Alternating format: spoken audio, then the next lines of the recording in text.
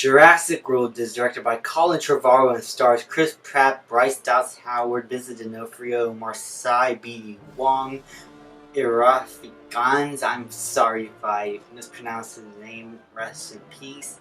And tell the story of a fully functional Jurassic World, now being run since 2005, successfully, with no dinosaurs yet escaping majorly and wreaking havoc. But the park is not doing as well as they think they should. So in order to boost up attendance, they create this new hybrid called the Indominus Rex. Unfortunately, the Indominus Rex escapes, wreaks havoc in the park, and it's up to our heroes to try and stop it before it kills any more people. Now, I remember the hype for this film was through the roof for Jurassic Park fans, and especially for me. I remember watching a lot of fan-made trailers of Jurassic Park 4. I looked at a lot of posters for the fourth movie, fan-made posters. Like, a lot of them said, The Extinction, Jurassic Park 4. And I thought they were real, but unfortunately were not. But I was still excited. I was still hopeful that they're going to make a Jurassic Park 4. It's been delayed. We got terrible scripts to okay scripts, but now we're here, and the movie, when it first came out, blew my mind. I had a blast with Jurassic World when it first came out. Now looking back on it, how does it hold up? Is it as good as I remember? Pretty fairly, though I think the problems are a bit more prevalent. I remember having some problem with the movie when it first came out. It was the time when I first started to get more critical on movies, at least a little bit. And I started to see things I don't like in movies. And that happened with this one. This did not like, it blew my mind. I'm watching Jurassic Park 4 and I had a blast with it. But I could definitely have problems with it. And those problems are more prevalent here. Now, I think this is probably the third best Jurassic Park film. Back then I called it the second best, but now looking back on it, it's the third. I think The Lost World is a lot better than Jurassic World in my opinion. I think it's because more it's a childhood movie of mine, but I think it's still overall a better made film.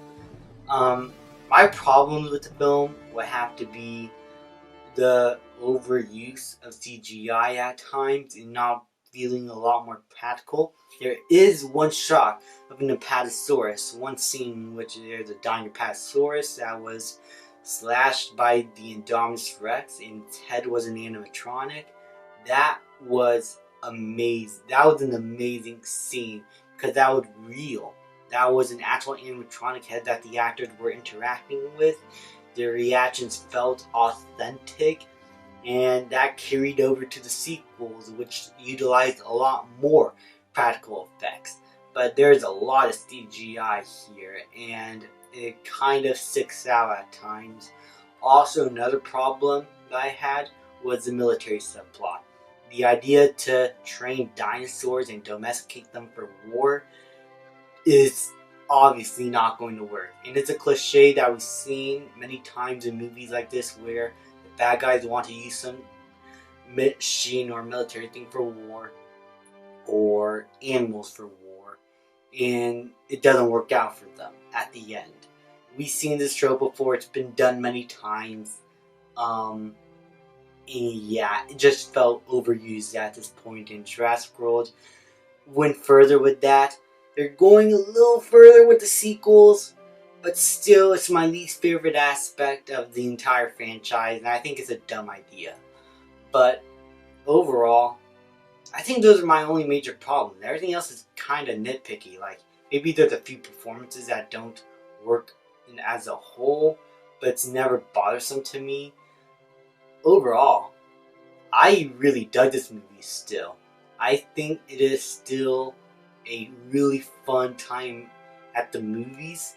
I still think it is extremely intense at times, especially with the Indominus Rex. This thing was epic. He was a threatening dinosaur that was completely made up from the filmmaker's mind because they wanted to create something new, give the franchise a bit different flavor at the time, and I think it worked out. I think this creature worked out for the best and is now one of the most famous dinosaurs in the franchise. Not because it's like the big bad, but because it's legit a really fun dinosaur to watch wreak havoc.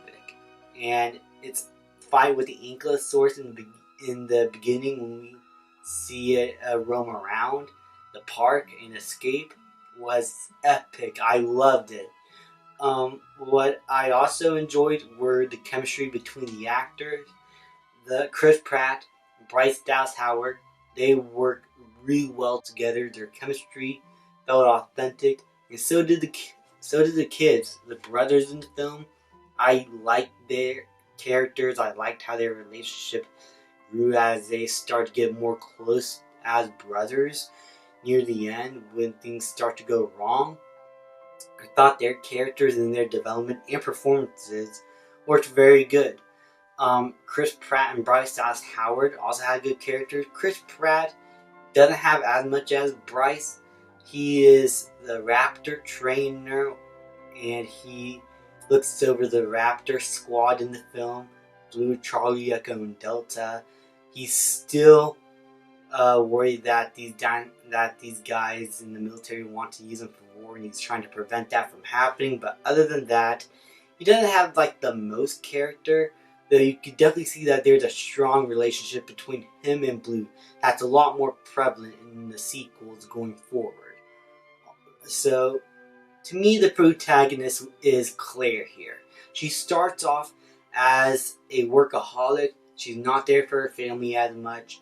And when things go wrong, she needs to take things up to herself, try and find her kids, try and keep everyone safe, and make sure that everybody gets out of the island happy and all not eaten, basically.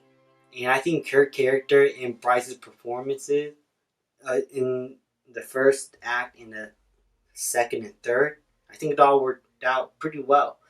Um, Vic Hopkins,